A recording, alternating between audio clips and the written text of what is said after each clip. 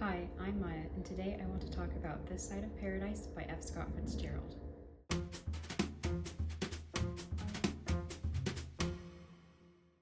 So I would just like to address that yes, I am in 1920s garb, and you might be wondering why I just have this outfit in my closet for no reason. It's because my sister-in-law had a 1920s themed birthday party.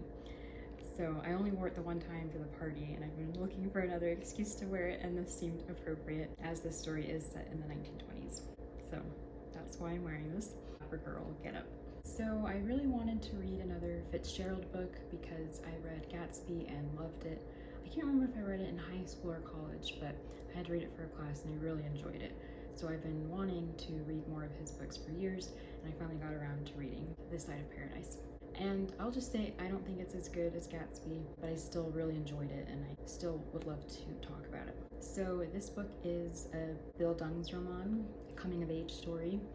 We follow our main character, Anne-Marie Blaine, from the time he's a child, and it's basically like his whole life story. We see him become a man and go to college and have all sorts of different experiences. We watch him lose his innocence, which is where the title comes from. On the other side of paradise, the other side of innocence, the other side of the Garden of Eden, so to speak. So the main character is a horrible person.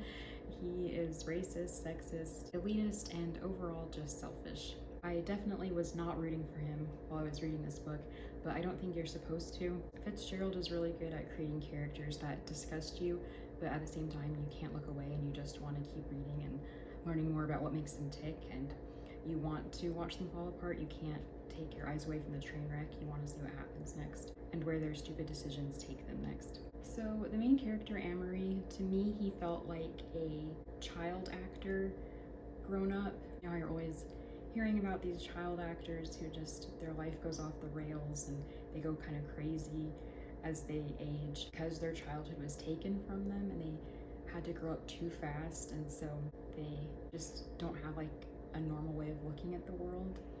That's what Anne-Marie felt like, because he's wise beyond his years from a very young age, and his mother treats him like an adult, and they have a very adult relationship. They're like just two colleagues, two friends. It's not really like a mother-son typical relationship. It's just very much like a child actor, a child star who is treated like a grown-up from a very young age, and so didn't really have a childhood, and that messed them up later in life. Another thing I wanted to say about the main character is that he's so convinced that he's so smart and so intelligent, has everything figured out, and is such a philosopher. But you read what he says and what he thinks, and you're like, he's not even as deep as he thinks he is. He's really not as insightful as he thinks he is. And he thinks he's the first person to have these thoughts and feelings, and he's not. He's so proud of like these discoveries that he has. And it's like, that's basic humanity, you know? Yeah, he's not as deep as he thinks he is. He's not as smart as he likes to think that he is. That was interesting to read because I'm sure we've all met people who are like that. That was definitely how I felt reading from his perspective. Just annoyed and frustrated. He's a very smug individual, but he also has these moments where he is knocked down a peg or two, and that's really satisfying. So something that really struck me while reading this book that it's over 100 years old, and human beings have not really changed at all. The main character talks about his experiences at Princeton, and that just made me think of my own college experience, and so many of the things that, you know, Fitzgerald is describing are things that are still being experienced today in our contemporary current time. Like, there's a scene where Anne-Marie and his school chums are taking photos together, and they're doing different poses and kind of like doing gang sign type things. Like, they're putting little accessories on, like we totally still do that today with our photos, you know? We do our little poses and we throw up our peace signs and we put our little costumes on in our photo booths. Like, it's still exactly the same. People haven't changed. Those desires have always been there. Just college life, just the things that you do in college, and you know, going to classes and writing papers, and the social aspects. Like in my college, I went tunnel singing one time, and something similar happens in the book. And yeah, it's just college life hasn't changed, and humanity in general hasn't changed in over 100 years. It just makes you stop and think about what it means to be human. And we often think of history as far away, far removed, but it's not. I found that very fascinating. This book is totally a time capsule of the 1920s, of the slang and the fashion. I loved reading about that, where Amory describes what he's wearing, what the other people around him are wearing, like what the different trends are. I loved reading about all of that. And just the way they speak, the language, just it's so interesting to read this time capsule and see the things that are different, like the fashion and the slang, but the things that are exactly the same, like college life and photographs and just youth and what young 20-somethings do, what they've always done, you know. So very fascinating. And another thing that never changes is the archetype of the manic pixie dream girl. That's something that has been discussed a lot in recent years, but reading this, there's a character who is completely a manic pixie dream girl. Like, she totally embodies that archetype. She dazzles the main character, and they have this like spontaneous night together, and she's so quirky and she's so weird. And again, like the fake deep stuff, like being free of inhibitions and, you know, contemplative and coy and mysterious, but also like in awe of the world, and just all of those little traits that make up this character. It's so interesting that like that character's been around forever.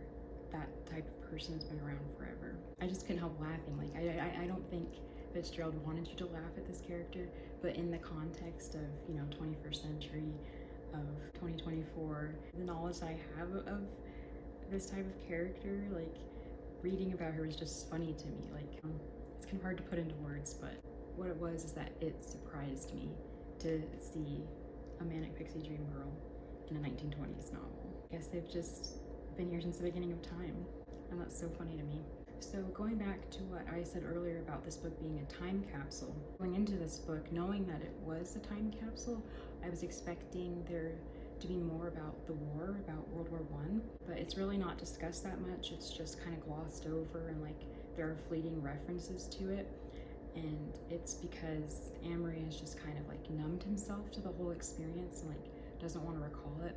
And that's so fascinating to think about Fitzgerald, because this book is largely autobiographical, so it's interesting to see that Fitzgerald himself kind of numbed himself to the war and didn't really want to discuss it and think about it. It really makes you think about that whole generation of people and what they went through with World War I, and just all of that like bottling up of emotions and experiences instead of talking about it. And then how that influences their art and is manifested in their art, because even though Fitzgerald isn't directly talking about the war, you can see the influences. You can see how he's just kind of a bitter, disillusioned person because of what he experienced in the war. You see how his worldview has changed in terms of politics and countries and everything. You see Amory experience this, which in turn makes you think of what Fitzgerald has experienced. That part was very interesting to me as someone who's interested in history.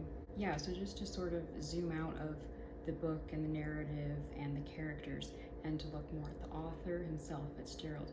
He really is so gifted and talented as a writer, so good at descriptions. They're so vivid, you really feel like you're there. The description of scenery and physical appearance and clothing and rooms and the outdoors and nature, all of it is just so beautiful and so visual, just amazing imagery. And that's something that I always admire in authors, something I look for in the books that I read. Imagery is very important to me, and Fitzgerald is very gifted at it. And his descriptions of scenery and his descriptions of everything are just so poetic. I really like his poetic style.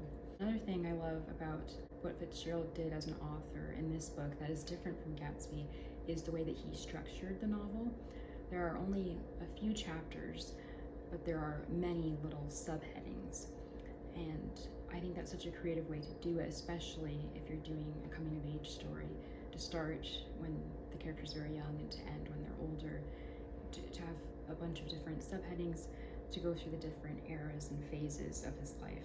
I think it's a very smart way to do it. I also really liked something else that he did that was very unique, that was not like Gatsby. It's not just straight prose. The prose is broken up by poems, by stream of consciousness, by plays. Like there's a part where it goes into stage direction and dialogue, and it's just like you're reading a play all of a sudden, and then it goes back to prose, and then you're reading a bunch of little poems for a while, and then it goes back to prose, and then it goes into just total stream of consciousness and just flowing with it. It's just going like a big run-on sentence, and then you're right back to where you were before with typical writing.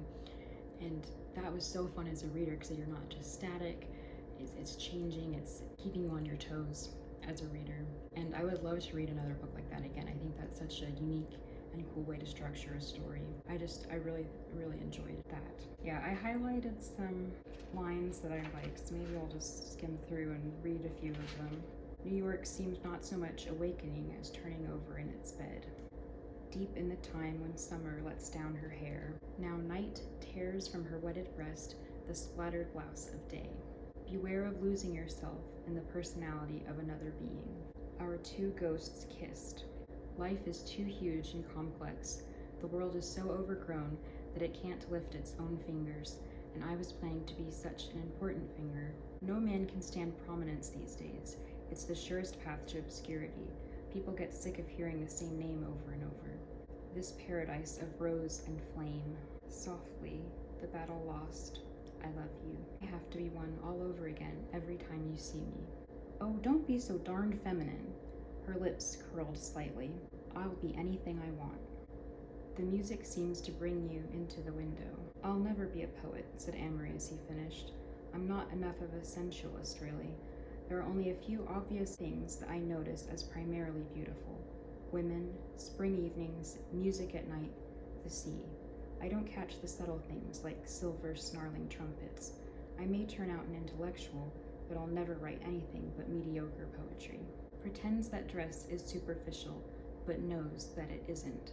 Oh, and as I'm flipping through this, I'm noticing all the other archetypes of people that have not changed over the years. The manic pixie dream girl, like I mentioned earlier, but also hipsters. There are hipsters in this book that wear tortoiseshell glasses and think they're so cool. There are pick-me women who put down other women to make themselves look cooler in front of guys. I'm not like other girls. Oh, I hate being friends with girls. There's so much trauma. I'd much rather hang out with men. All that kind of stuff. Self-loathing, internalized misogyny, like all of that. Nothing has changed. People are still exactly the same.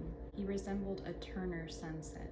It was always the becoming he dreamed of, never the being. Oh, something I admired about Amory, the one thing, because he is the worst, but the one thing I admired about him is that he said he read Little Women twice.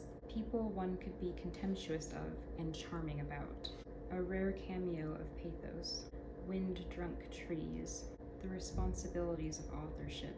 And that's where it gets meta. That's where you see Fitzgerald processing what it means to be an author and what he values in authors and what he wants to be as an author, and the role of a writer and the social responsibility that comes with being a writer. And it's interesting to watch Amory work through that and think about that. Oh, why am I a girl? Why am I not as stupid? Look at you. You're stupider than I am. Not much, but some. And you can lope about and get bored and then lope somewhere else. And you can play around with girls without being involved in meshes of sentiment. And you can do anything and be justified. And here am I with the brains to do everything, yet tied to the sinking ship of future matrimony. If I were born 100 years from now, well and good. But now what's in store for me? I have to marry. That goes without saying. Who?